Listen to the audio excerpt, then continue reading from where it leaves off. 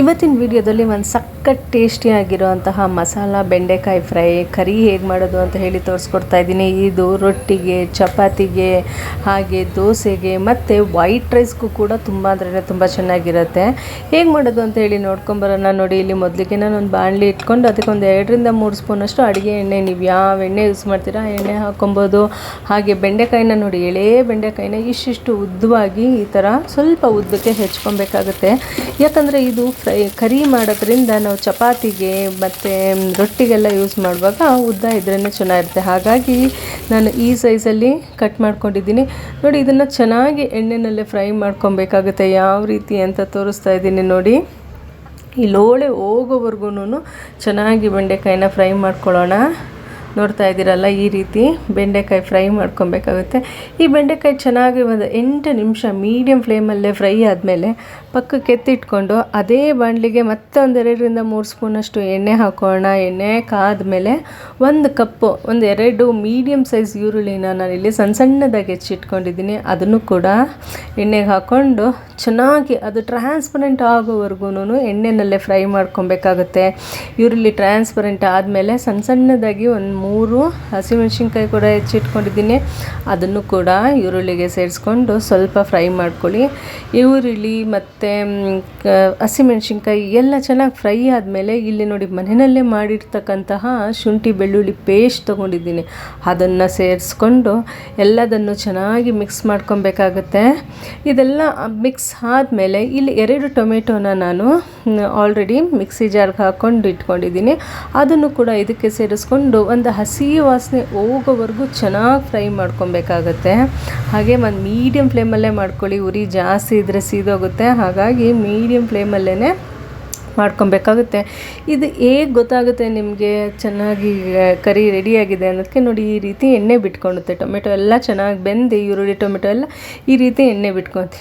ಈ ರೀತಿ ಎಣ್ಣೆ ಬಿಟ್ಕೊಂಡಾಗ ಇಲ್ಲಿ 1ರಿಂದ 1.5 ಸ್ಪೂನಷ್ಟು ಕಡಲೆ ಹಿಟ್ಟು ಹಾಕಬೇಕಾಗುತ್ತೆ. ಇದು ಮೇನ್ ಇಂಗ್ರೀಡಿಯೆಂಟು ಬೆಂಡೆಕಾಯಿ ಮಸಾಲ ಕರಿಗೆ. ಇದನ್ನು ಹಾಕ್ಕೊಂಡು ಚೆನ್ನಾಗಿ ಮತ್ತೆ ಮೀಡಿಯಮ್ ಫ್ಲೇಮಲ್ಲೇ ಫ್ರೈ ಮಾಡ್ಕೊಬೇಕಾಗುತ್ತೆ. ಇದಾದಮೇಲೆ 1 ಸ್ಪೂನಷ್ಟು ಧನಿಯಾ ಪುಡಿ, ಹಾಗೆ 1 ಸ್ಪೂನಷ್ಟು ಖಾರದ ಪುಡಿ, ಒಂದು ಅರ್ಧ ಸ್ಪೂನಷ್ಟು ಗರಂ ಮಸಾಲ, ಇದಿಷ್ಟನ್ನು ಸೇರಿಸ್ಕೊಂಡು ಮತ್ತೆ ಒಂದು ಒಳ್ಳೆ ಮಿಕ್ಸ್ ಮಾಡ್ಕೊಳ್ಳಿ. ಎಲ್ಲದನ್ನು ಸೇರಿಸ್ಕೊಂಡು ಹಾಗೆ ನೆಕ್ಸ್ಟ್ ಇಂಗ್ರೀಡಿಯೆಂಟ್ ಬಂದು ಮೊಸರು. ಇದಕ್ಕೊಂದು ಸ್ವಲ್ಪ ಮೊಸರು ಹಾಕಿಬಿಟ್ರೆ, ಮೊಸರು ಮತ್ತು ಕಡಲೆ ಹಿಟ್ಟು ತುಂಬ ಇಂಪಾರ್ಟೆಂಟು.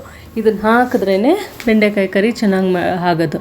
ಸೊ ನೋಡಿ, ಇಲ್ಲಿ ನಾನು ಮೊಸರು ಕೂಡ ಸೇರಿಸ್ಕೊತಾ ಇದ್ದೀನಿ. ಎಲ್ಲದನ್ನು ಚೆನ್ನಾಗಿ ಮಿಕ್ಸ್ ಮಾಡ್ಕೊಬೇಕಾಗುತ್ತೆ. ಮಿಕ್ಸ್ ಮಾಡ್ಕೊಂಡು ಆದಮೇಲೆ ಸ್ವಲ್ಪ ಅರಿಶಿಣದ ಪುಡಿ ಹಾಕ್ಕೊಂಡು ನೀರು ಸೇರಿಸ್ಕೊಳ್ಳಿ. ಬಿಸಿನೀರನ್ನ ನಮಗೆ ಯಾವ ಕನ್ಸಿಸ್ಟೆನ್ಸಿಗೆ ಬೇಕೋ ಆ ಕನ್ಸಿಸ್ಟೆನ್ಸಿಗೆ ನೀರು ಹಾಕ್ಕೊಂಡು ಚೆನ್ನಾಗಿ ಮಿಕ್ಸ್ ಮಾಡ್ಕೊಬೇಕಾಗುತ್ತೆ. ಕಡಲೆ ಹಿಟ್ಟು ಮತ್ತು ಧನಿಯಾ ಪುಡಿ, ಖಾರದ ಪುಡಿ ಎಲ್ಲದನ್ನು ಚೆನ್ನಾಗಿ ಮಿಕ್ಸ್ ಮಾಡ್ಕೊಬೇಕು. ಮೊಸರು ಅದು ಎಲ್ಲನೂ ಮಿಕ್ಸ್ ಮಾಡ್ಕೊಂಡು ಆದಮೇಲೆ ಲಿಡ್ ಕ್ಲೋಸ್ ಮಾಡಿ ಒಂದು 10 ನಿಮಿಷ ಚೆನ್ನಾಗಿ ಬೇಯಬೇಕಾಗುತ್ತೆ. ಮಸಾಲೆ ಬೇಯಬೇಕಾಗುತ್ತೆ.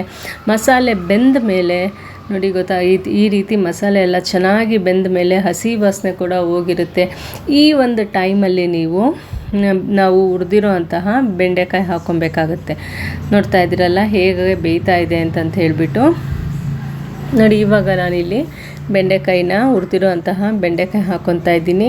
ರುಚಿಗೆ ತಕ್ಕಷ್ಟು ಉಪ್ಪು ಕೂಡ ಇವಾಗ ಹಾಕ್ಕೊತಾ ಇದ್ದೀನಿ. ಈ ಬೆಂಡೆಕಾಯಿನ ಮತ್ತೆ ಒಂದು 6 ನಿಮಿಷ, 5ರಿಂದ 6 ನಿಮಿಷ ಕಾಲ ಆಲ್ರೆಡಿ ನಾವು ಚೆನ್ನಾಗಿ ಹುರ್ಕೊಂಡಿದ್ದೀವಿ. ಈಗ ಒಂದು ಸ್ವಲ್ಪ ಹೊತ್ತು, ಒಂದು 6 ನಿಮಿಷದ ಕಾಲ ಅದನ್ನು ಬೇಯಿಸ್ಕೊಂಡ್ಬಿಟ್ರೆ ಎಲ್ಲ ಮಸಾಲೆ ಎಲ್ಲ ಬೆಂಡೆಕಾಯಿಗೆ ಹಿಡಿದ್ರೆ ಒಂದು ಅದ್ಭುತ ರುಚಿಯಾಗಿರೋ ಅಂತಹ ಬೆಂಡೆಕಾಯಿ ಕರಿ ರೆಡಿ ಅಂತಲೇ ಹೇಳ್ಬೋದು. ನೋಡ್ತಾ ಇದ್ದೀನಿ, ಲಾಸ್ಟಲ್ಲಿ ಸ್ವಲ್ಪ ಕೊತ್ತಂಬರಿ ಸೊಪ್ಪು ಹಾಕ್ಕೊತಾ ಇದ್ದೀನಿ. ತುಂಬ ಅಂದ್ರೆ ತುಂಬ ಟೇಸ್ಟಿಯಾಗಿರುತ್ತೆ. ಈ ಮೊಸರು ಹಾಕ್ಕೊಂಡಿದ್ದೀನಿ ಮತ್ತು ಅದಕ್ಕೆ ಕಡಲೆ ಹಿಟ್ಟು ಹಾಕಿದ್ದೀವಿ. ಕಡಲೆ ಹಿಟ್ಟು ಹಾಕೋದು ಯಾಕೆ ಅಂದರೆ ಗ್ರೇವಿ ಗಟ್ಟಿಗೆ ಬರಲಿ ಅಂತಂತ ಹೇಳ್ಬಿಟ್ಟು ಕಡಲೆ ಹಿಟ್ಟು ಹಾಕಿದ್ದೀವಿ. ಒಂದು ರೊಟ್ಟಿಗೆ, ಚಪಾತಿಗೆ, ದೋಸೆಗಂತೂ ಒಂದು ಅದ್ಭುತ ಕಾಂಬಿನೇಷನ್ ಅಂತಲೇ ಹೇಳ್ಬೋದು. ನೀವು ಕೂಡ ಮನೆಯಲ್ಲಿ ಒಂದ್ಸಲ ಟ್ರೈ ಮಾಡಿ ನೋಡಿ ಹೇಗೆ ಬಂತು ಅಂತ ಕಮೆಂಟ್ ಬಾಕ್ಸಲ್ಲಿ ಕಮೆಂಟ್ ಮಾಡೋದನ್ನ ಮಾತ್ರ ಮರಿಬೇಡಿ. ನಿಮಗೇನಾದರೂ ಈ ರೆಸಿಪಿ ಇಷ್ಟ ಆದರೆ ಫ್ಯಾಮಿಲಿ, ಫ್ರೆಂಡ್ಸ್, ರಿಲೇಟಿವ್ಸ್ಗೆಲ್ಲ ಶೇರ್ ಮಾಡಿ, ಅವರಿಗೂ ಕೂಡ ಹೆಲ್ಪ್ ಆಗುತ್ತೆ. Thanks for watching. Bye bye.